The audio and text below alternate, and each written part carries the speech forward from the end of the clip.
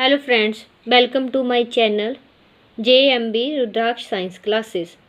Today we are going to start most important chapter in chemistry, that is carbon and its compound. Carbon is derived from the Latin word carbo, which means black rock that can burn or coal.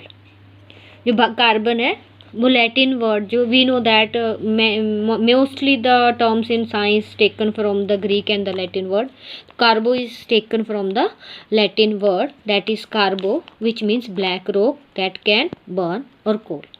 And carbon is denoted by the letter capital C. This is the symbol of the carbon. ठीक है, तो ये symbol है carbon का. और we know that this was given by the Berzelius, a chemist. The first letter of the element is its symbol. So carbon का जो symbol है वो क्या है? C है. And carbon is kept in 14 group of the periodic table. So you know that हमारी chemistry में periodic table है, उसमें एलिमेंट्स है 1 to 18 वो अरेंज्ड है with increasing their atomic number. तो उस ग्रुप में जो ग्रुप नंबर आपका पीरियोडिक टेबल में ग्रुप नंबर 14 है, उसमें टॉप में इसको जो है वो कार्बन को रखा गया है. और ये कार्बन से ही इसको हम बोलते हैं ग्रुप नंबर 14 को carbon family. So it's also called as the carbon family. और ये जो हमारा ग्रुप है ग्रुप नंबर 14 ये हमारा आता है इन पी ब्लॉक में, क्योंकि पीरियोडिक टेबल में 4 ब्लॉक होते हैं, S block, P block, D block and F block. तो ये हमारा आता है पी ब्लॉक में. और इस पी ब्लॉक के एलिमेंट्स को रिप्रेजेंटेटिव एलिमेंट्स भी कहते हैं. अगर हम इसे अकॉर्डिंग टू पीरियड देखें तो ये हमारे पीरियड नंबर 2 में आता है. देन हमें पता है कि पीरियोडिक टेबल में कार्बन आता है, कार्बन फैमिली में टॉप पे है और इसीलिए हम इसे कार्बन फैमिली भी इस ग्रुप को बोलते हैं. और यह एक एलिमेंट है और इस एलिमेंट में हमें पता है कि हमारे एलिमेंट मेटल्स, नॉन मेटल्स और मेटेलॉइड्स में डिवाइड होते हैं. तो ये एक एलिमेंट है जो कि एक नॉन मेटल्स होता है. और नॉन मेटल्स की आपको अपने प्रॉपर्टीज़ लोअर क्लासेस में पढ़ी है कि नॉन मेटल्स कैसी होती हैं, उनका बॉइलिंग पॉइंट, मेल्टिंग पॉइंट, उनका नेचर. देन हम इसमें कार्बन की जो है वो कंसंट्रेशन को एक्सप्लेन करेंगे कि कार्बन जो होता है वो हमारे अर्थ क्रस्ट में पाया जाता है, जिसकी परसेंटेज जो है वो हमारे पास 0.03% होती है. और ये हमारे पास 17th मोस्ट अबंडेंट एलिमेंट है ऑन द अर्थ क्रस्ट पे.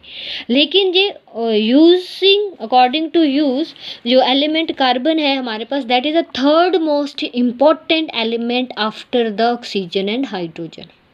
और इसीलिए जो कार्बन, हाइड्रोजन, ऑक्सीजन, नाइट्रोजन ये कंबाइन करके जब कंपाउंड्स बनाते हैं तो उन सारे कंपाउंड्स को हम ऑर्गेनोजन्स कहते हैं, बिकॉज ये ऑर्गेनिजम्स मीन्स लाइफ को फॉर्म करने में हेल्प करते हैं. अगर हम और टॉपिक्स देखें इस कार्बन से रिलेटेड तो हमारे पास कार्बन का एटॉमिक नंबर आ जाता है जो कि उसके हमारे पास 6 होता है. फिर उसका मास नंबर आ जाता है. You know that mass number कैसे निकालते हैं? मास नंबर होता है जब हम प्रोटॉन और न्यूट्रॉन को प्लस करते हैं जो कि उसके न्यूक्लियर पार्ट में होता है. और एटॉमिक नंबर होता है कि हमारे पास उसका नंबर ऑफ प्रोटॉन कितना है. कई बार पहले हम स्टार्टिंग में बोल देते थे कि प्रोटॉन और इलेक्ट्रॉन जो होता है वही उसका एटॉमिक नंबर होता है, लेकिन इलेक्ट्रॉन तो चेंज हो जाते हैं, वो आउटर मोस्ट शेल में होते हैं, वो लॉस भी होते हैं, वो गेन भी होते हैं. लेकिन हमारा प्रोटॉन होता है जो फिक्स रहता है, जो हमें बताता है कि ये उसका एटॉमिक नंबर है. देन अगर हम इनको अरेंज करें शेल्स में, जिसको हम इसकी इलेक्ट्रॉनिक कन्फिग्रेशन बोलते हैं, आप हायर क्लासेस में पढ़ोगे, तो वो 2 and 4 होती है. फर्स्ट शेल में इसके 2 इलेक्ट्रॉन आते हैं और फिर आउटर मोस्ट शेल में इसके 4 आते हैं, जो टोटल 6 करता है. तो इसीलिए इसका जो वैलेंस इलेक्ट्रॉन है वो 4 होता है. और उस 4 वैलेंस इलेक्ट्रॉन से इसकी वैलेंसी जो है वो भी क्या होती है? 4 होती है. देन हमारे पास इसमें जो थर्ड सब पार्टिकल होता है जो इसे हम न्यूट्रॉन कहते हैं, वो न्यूट्रॉन जो है वो हमेशा एलिमेंट का जो है वो इन सब एलिमेंट्स में उनके मास को चेंज कर देता है. तो ऐसे ही इसके कुछ फॉर्म्स हैं कार्बन के भी जिनको हम बोलते हैं आइसोटॉप्स, जिनका एटॉमिक नंबर सेम होता है लेकिन मास नंबर डिफरेंट होता है.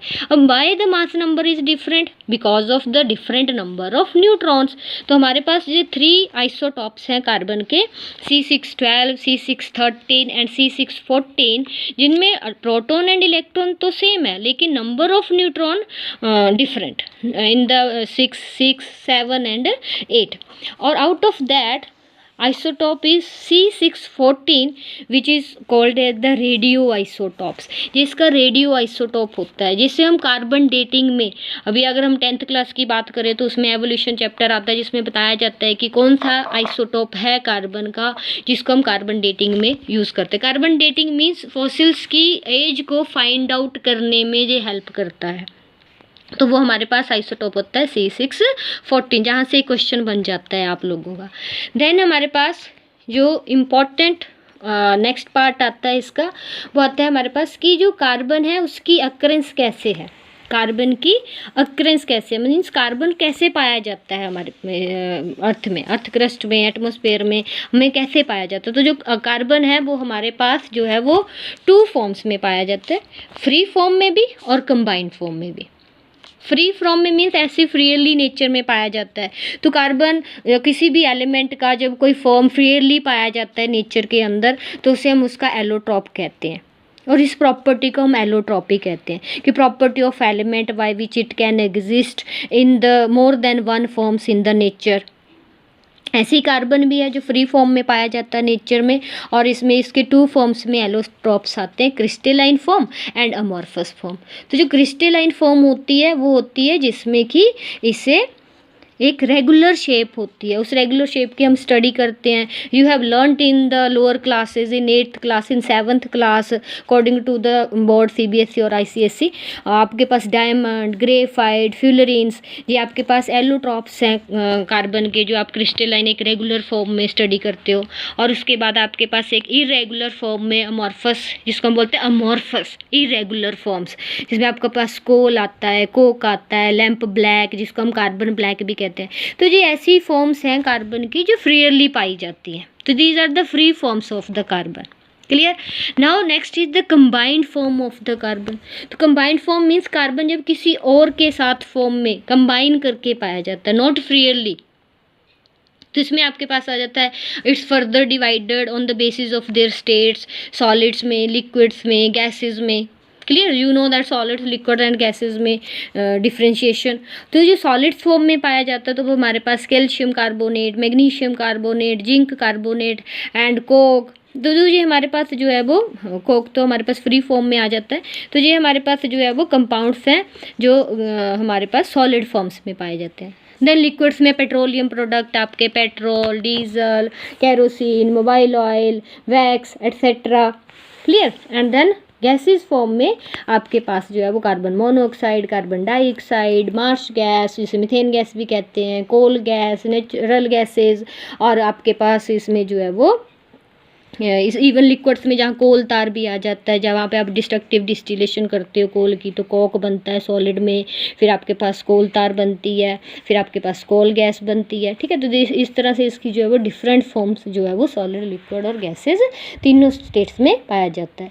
Now some important terms which are related to the carbon, जिससे हम इसको बोल देते हैं कि कार्बन वर्सेटाइल नेचर में पाया जाता है। कार्बन जो है वो बहुत ज़्यादा क्यों पाया जाता है नेचर के अंदर, तो इसको एक्सप्लेन करने के लिए इसके लिए 2 इम्पॉर्टेंट इसकी जो है वो प्रॉपर्टी है। One is catenation and second is टेट्रावलेंसी।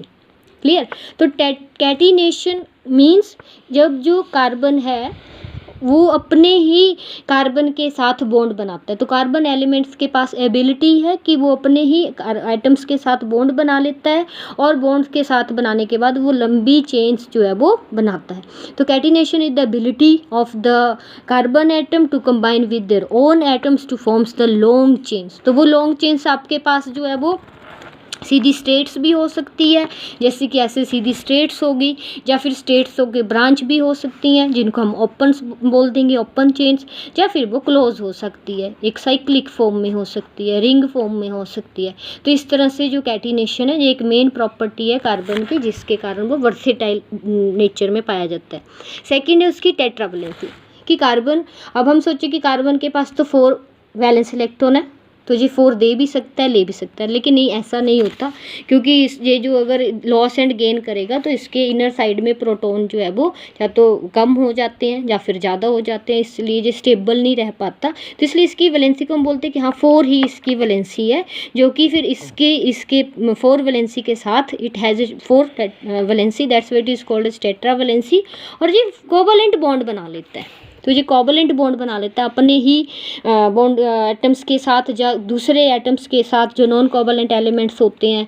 तो इन कोवलेंट बॉन्ड में से म्यूचुअल शेयरिंग करके दे के लेके जो अपना भी शेल को कंप्लीट कर लेता है, दूसरे की भी हो जाती है, तो म्यूचुअल शेयरिंग के साथ जो कोवलेंट बॉन्ड बना लेता है और इसके कारण ये भी जो है वो वर्सेटाइल नेचर में होता है। अदर इंपॉर्टेंट टर्म्स है जो इससे रिलेटेड है, दैट इज़ आइसोमर्स।